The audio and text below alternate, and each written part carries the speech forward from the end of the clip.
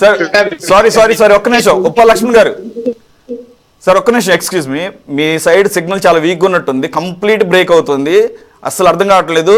కొద్దిగా టైం తీసుకుందాము, ఈ లోపల అది కనుక రీసెట్ అవుద్ది అనుకుంటున్నాను. In the mean while I will take the opinion of Saida గారు. ఇక నేను మళ్ళీ ఏమి ఇక్కడ నేను మొత్తం కూడా రీఇటరేట్ చేయను, ఆల్రెడీ మాట్లాడింది అన్నారు, సబ్జెక్ట్ ఏంటి తెలుసు. No work no pay, right to recall. Yeah please. Suresh garu, మీకు కలిగినటువంటి పెద్దలు senior journalist, political analyst Uppala Laxman garu, అన్న తెలుగుదేశం పార్టీ నాయకులు సురేందర్ నాయుడు గారు, సోదరుడు వైసీపీ నాయకులు పసుపులేటి సురేష్ గారు, సిటీ 24x7 వీక్షకులందరూ కూడా నమస్కారం. ఈరోజు వాస్తవంగా చట్టసభల్లో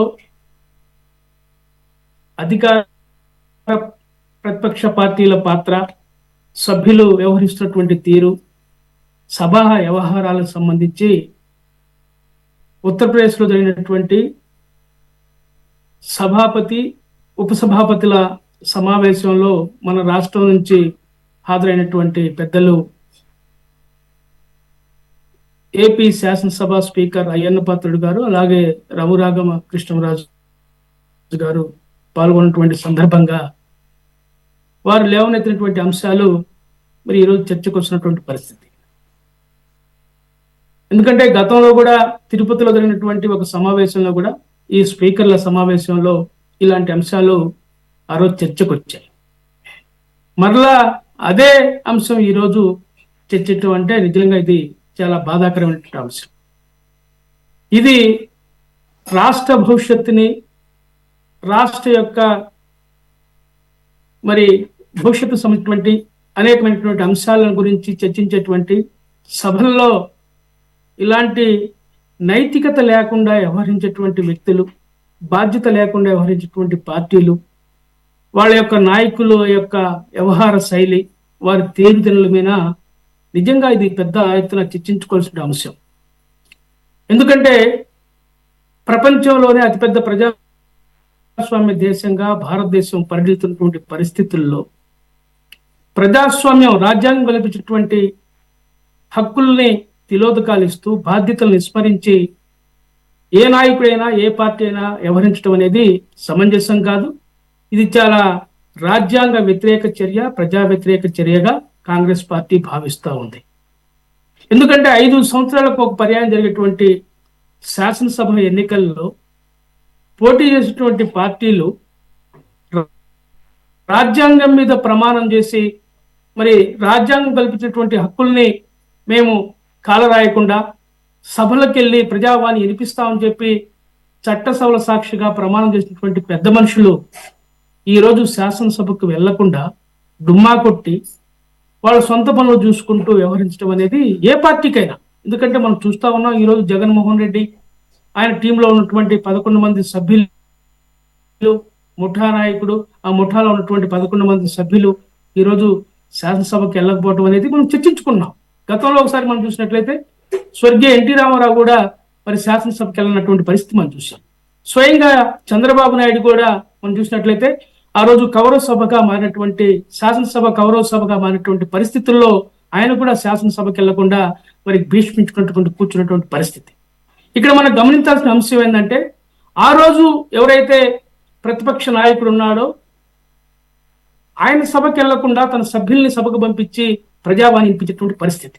కానీ ఇక్కడ దానికి భిన్నంగా ఎవరైతే ఈ ముఠా మేస్త్రి ఉన్నాడో, ఈ ముఠా నాయకుడు ఉన్నాడో, జగన్మోహన్ రెడ్డి గారు సభకు వెళ్లకుండాతో పాటు 10 మంది శాసనసభ్యులు కూడా మరి శాసనసభకి వెళ్లకుండా ఉండటం అనేది ఇది నిజంగా ఇది దుర్మార్గమైనటువంటి చర్య.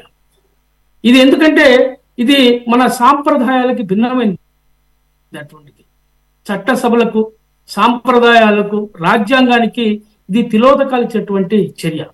నేనేం చెప్తున్నానంటే ఇక్కడ ఏదో వాళ్ళ యొక్క వేతనాలని నో పే నో వర్క్ అన్నట్టుగా కాకుండా అసలు వీళ్ళ యొక్క సభ్యత్వాన్ని రద్దు చేయాలా క్లియర్గా.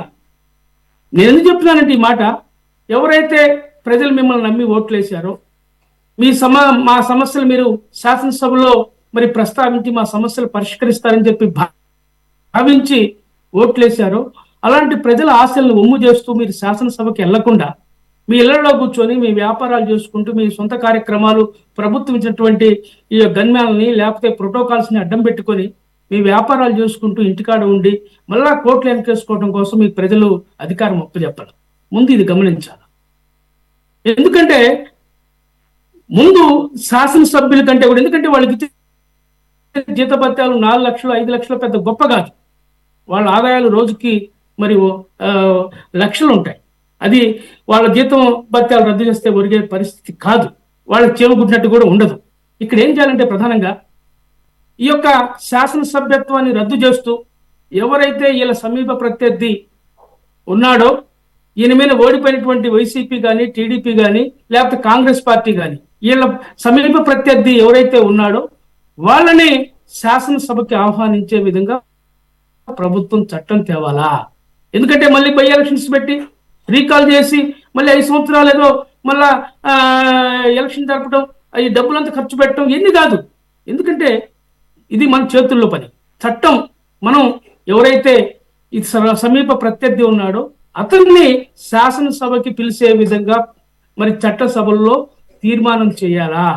ఎందుకంటే అన్న చెప్తా ఉన్నాడు, సురేంద్ర నాయుడు అన్న, మేము గతంలో చేసాం ఇప్పుడు చేసామని. ఎప్పుడు ఇదే పద్ధతి నాకు ఒకటి గుర్తొస్తూ ఉంటుంది. చంద్రబాబు నాయుడు గారు ఎప్పుడు ఎన్టీఆర్ జయంతి వచ్చినా, ఎప్పుడు ఎన్టీఆర్ వర్ధంతి వచ్చినా ఎన్టీ రామారావు గారికి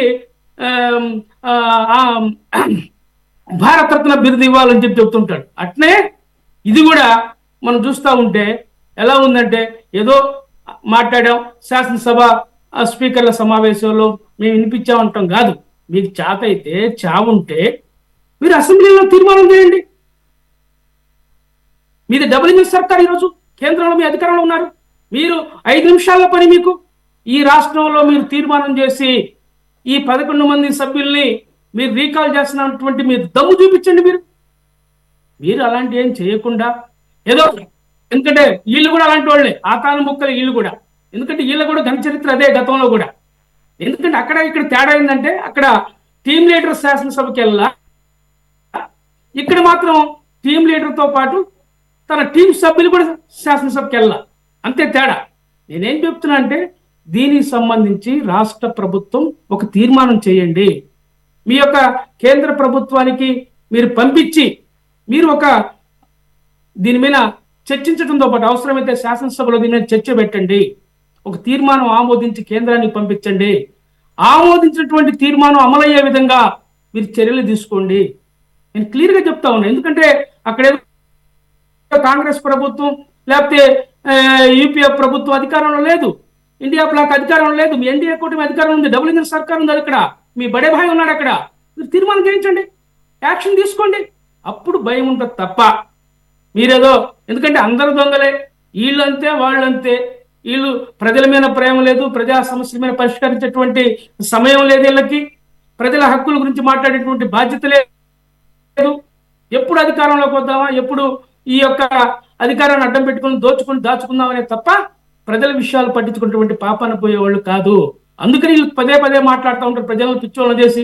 మళ్ళంటి వాళ్ళు డిబేట్లో మాట్లాడటం కోసం లేకపోతే టీవీ ఛానల్స్ కి ఇది ఒక అంశం లాగా చేయడం కోసం చేసేటువంటి పనులు తప్ప వీళ్ళకి అంత నైతిక స్థైర్యం కానీ ధైర్యం కానీ లేదని చెప్పి కాంగ్రెస్ పార్టీ భావిస్తా ఉంది. ఈరోజు కాంగ్రెస్ పార్టీ ఈ రాష్ట్రంలో ప్రధాన ప్రతిపక్ష పాత్రగా పోషిస్తూ ఉంది. మనం చెబుతా ఉన్నాం. మరి జగన్మోహన్ రెడ్డి గారు మాట్లాడితే నాకు ప్రధాన ప్రతిపక్ష హోదా ఇవ్వలేదు, ఇస్తే నేను అసెంబ్లీ ఎరదీసేవాడిని అంటాడు. ఎందుకు బాబు మీరే చెప్తున్నారు కదా, మరి 10% సభ్యులు ఉంటేనే ఆ రోజు శాసనసభ పోయే పరిస్థితి ఉందని. మీరు లేరు కదా, 11 మందికే పరిమితం అయ్యారు కదా. గతంలో మీరే మాట్లాడారు కదా, జగన్మోహన్ రెడ్డి గారు స్వయంగా శాసనసభలో మాట్లాడారు కదా. మేము అనుకుంటే 5 సభ్యులను కనుక మా పక్కన లాక్కుంటే మీకు శాసనసభ మీకు ప్రధాన ప్రతిపక్ష పాత్ర హోదా కూడా పోతుంది మాట్లాడారు కదా. మీరు ఇప్పుడు ఎందుకు మాట్లాడుతున్నారు? నిజంగా మీకు ప్రజల మీద ప్రేమ ఉంటే, ఈ రాష్ట్ర భవిష్యత్తు పట్ల ఆకాంక్ష ఉంటే మీరు శాసనసభకి వెళ్ళండి, మీ వాణి వినిపించండి. అవసరమైతే తెలుగుదేశం పార్టీ కానీ ఆ కూటమి చేస్తున్నటువంటి ప్రజా వ్యతిరేక చర్యల్ని మీరు వెండగట్టండి. ఈరోజు అనేక సమస్యలు ఉన్నాయి రాష్ట్రంలో.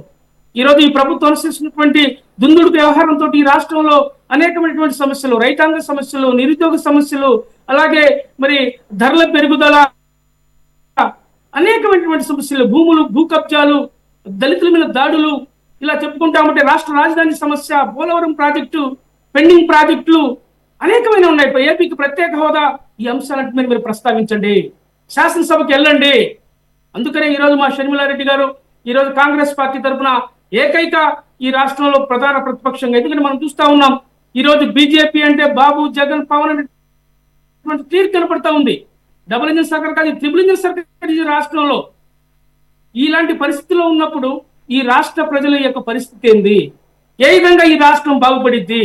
వీళ్ళు పదే పదే చట్టాలు, చుట్టాలు, లేకపోతే సత సంప్రదాయాలు అవి ఇవన్నీ మాట్లాడుతున్నారు. ఇది నేతి బీరలో నెయ్యి చందంగా మాట్లాడే మాటలు తప్ప వీళ్ళకి చిత్తశుద్ధి లేదు. ప్రజలు గమనిస్తున్నారు. వీళ్ళకి రానున్న ఎన్నికల్లో కీలు విరిచి వాత పడే పరిస్థితులు ముందు ఉన్నాయి. దయచేసి గమనించాలా. ఎందుకంటే ఈ రెండు పార్టీలు కూడా ప్రజా విశ్వాసాన్ని కోల్పోతా ఉన్నాయి. ప్రజలు గమనిస్తా ఉన్నారు. అన్న సురేంద్ర నాయుడు మాట్లాడొచ్చేదైనా నేను వామపక్షవాదినో అదోదిని మాట్లాడుతుంటాడు. వామ లేదు, పక్షం లేదు, ఆయన తీరు అర్థమైపోతా ఉంది.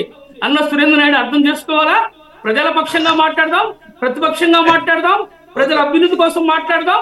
దయచేసి నేను ఒకటే కొరత ఉన్నా కాంగ్రెస్ పార్టీ తరఫున ఒకటే, ఎందుకంటే వాళ్ళ గీతాలు కట్ చేసినంత మాత్రాన నో వర్క్ నో పే అనేటువంటి విషయం తీసుకురావడం కాదు, దాని కూడా పరిష్కారం కాదు.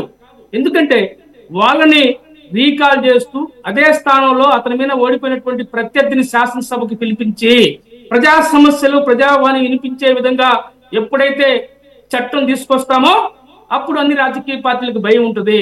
వెంటనే ఎవరు బ్యాగ్ వదిలించుకొని స్కూల్ పోయినట్టుగా పిల్లోళ్ళు వీళ్ళు ఎవరు పోడు శాసనసభకి వెళ్తారు. దీన్ని తీసుకురావాలని చెప్పి మేము కాంగ్రెస్ పార్టీ తరఫున కోరుతా ఉన్నాం. సురేష్ గారు. ఓకే సైదా గారు.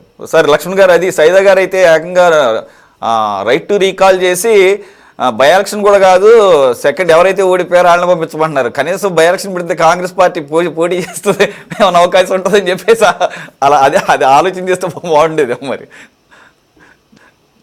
పర్లేదులేండి. ఓకే, అంటే దీంట్లో రూల్స్ ఉన్నాయి. సురేష్ గారు, లైటర్ నోట్లో అన్నాను. యాక్చువల్ గా మీరు చెప్పిన రూలే ఉంది. బయట దేశాల్లో కొన్ని చోట్ల రూల్ ఉంది సార్. అది right to recall rule follow అయితే కనుక నెక్స్ట్ ఎవరైతే ఎక్కువ ఓట్లు తెచ్చుకున్నారో అదే ఉన్నట్టు ఉన్నాయి రూల్స్. లక్ష్మణ్ గారు చెప్తారు సార్.